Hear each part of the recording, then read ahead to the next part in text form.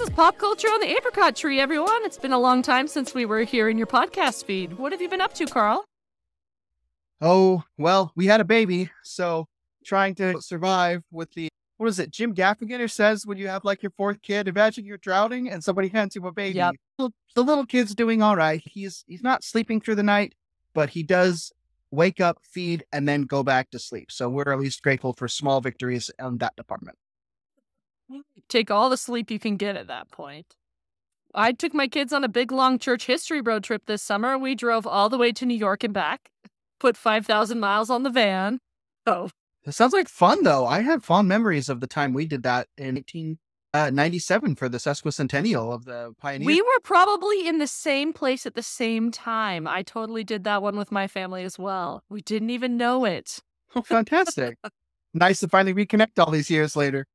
What have you been watching while you've been up late with the baby this summer, Carl? Yes, my policy had been for some time to save up and watch horror movies because horror movies are better at 2 a.m. when you're holding an infant. One of the ones that I got into was Guillermo del Toro's Cabinet of Curiosities, which is an anthology series on Netflix that has each individual episode of based on a very short story or a novel or another TV script idea or something mashed up together with different directors and different approaches to things. And it was quite fun. I really enjoyed it and had a good time enjoying horror movies at 2 a.m. with my son in my lap as he was trying to sleep. I am not sure your idea of enjoying a horror movie is the same as mine. I need to have all the lights on and my husband around.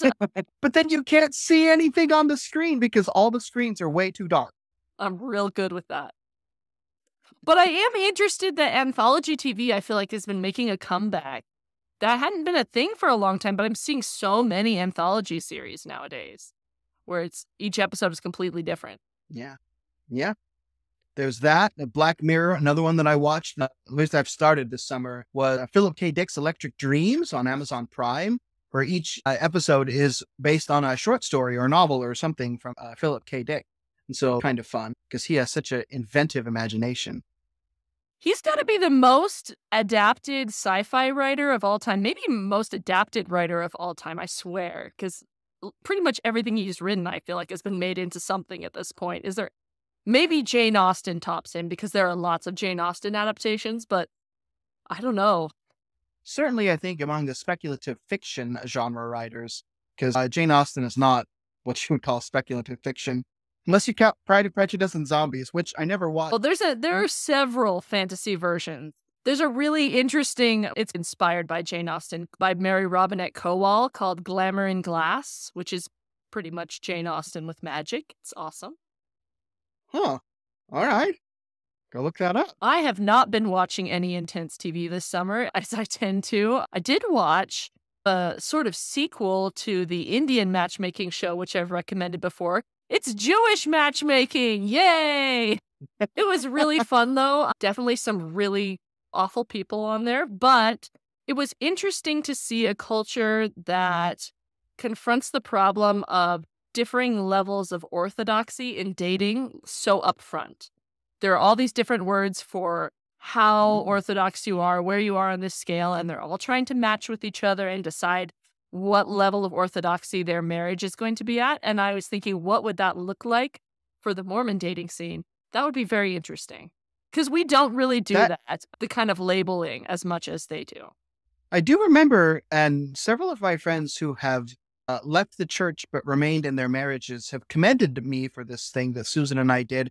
We both had the conversation before we got married. If one of us decided to leave the church, we were going to stay in the marriage. Like we were doing this thing for the marriage's sake, not just for the, I need someone to punch my ticket to get to the highest degree of the celestial kingdom sort of thing. And I think that openness has served us well, but it also very much helps that we are on the same page. And that is a fascinating dynamic to talk about in your dating, that they would have terms for. What are some of the terms? I don't pronounce Yiddish or Hebrew terms, but the one I learned was frum, which means you're like very faithful. It's probably our equivalent of like True Blue Mormon. Anyway, that's what I've got right now. I can't remember all of it. This is my junk TV that I watch. I'm too tired to process anything.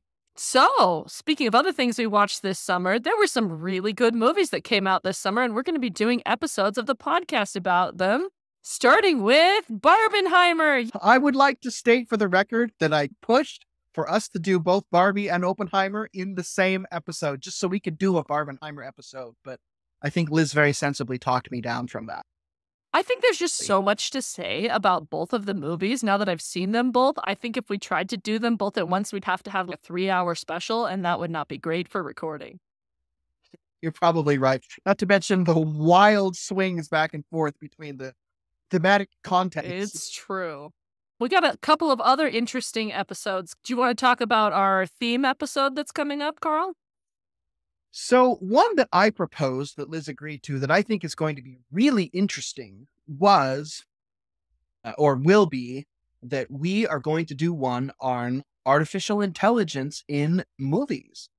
Because this idea came to me as I was reading an article about, now stick with me here for a minute, all you Orthodox Latter-day Saints out there, reading this article about how there was like one of the top creators on OnlyFans was working with AI people to create like a simulacrum of herself who they could then market to people as like a virtual girlfriend.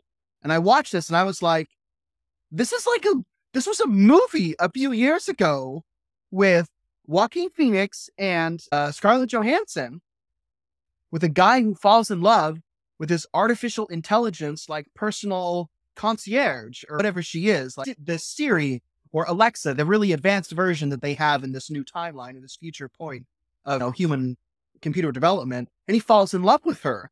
And I was like, I do not expect the future to arrive so quickly. But now with ChatGPT and Midjourney and all of this sort of stuff, I thought, it would be fun to go back and see how various directors and actors and scriptwriters and people have dealt with the issues of the interface between human and artificial intelligence. And there's some interesting stuff as I was thinking about what I want to bring up for this episode. So we're going to do one on AI in the movies. And it's not just going to be all Terminator and The Matrix. Like, there's some good stuff out there, some thoughtful, thought-provoking, and intelligent cinematic conversation.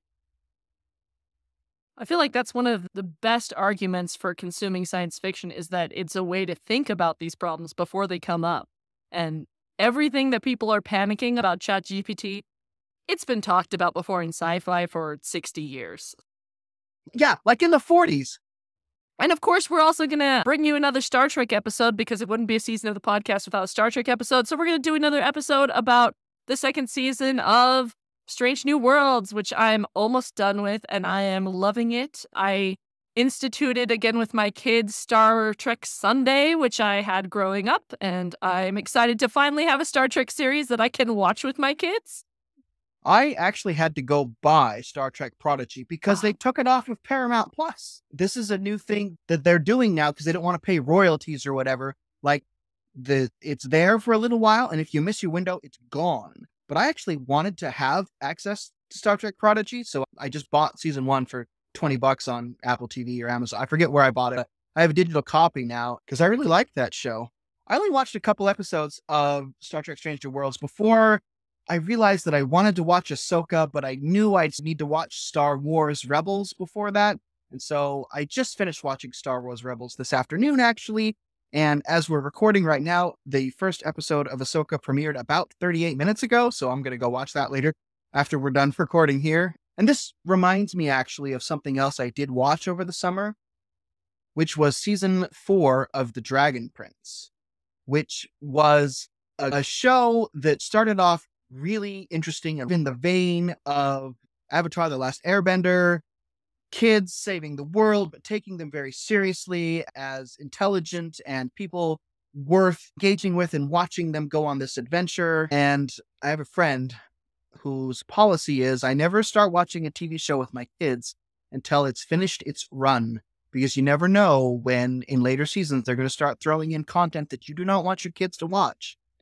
And so for those of you who do not want to expose your children to same-sex relationships and dating and marriage and all that sort of stuff, don't watch The Dragon Prince because 4th season, suddenly, boom, there's this major character who is getting married to another woman, and their whole plot thread revolves around their forthcoming marriage. It's a human and an elf, and they're trying to negotiate the culture between them. But there it is. If we had just started watching The Dragon Prince, then it would have been a different situation with my kids launching into season 4. So anyway, that's also one that I watched. That it's difficult nowadays because it does seem to be in almost every show.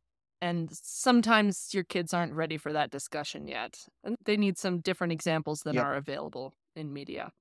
But back to the deleting things off of streaming services, it seems like that is happening a lot. And it would be interesting if we could find the right people. We could do an episode talking about the writer's strike and the actor's strike and the weird tax things that are going on and just like the state of streaming. So if anyone knows anyone, that would be really interesting to talk about, but we have no expertise in that area. So if you know someone who is LDS and wants to talk about that, we'd love to have them.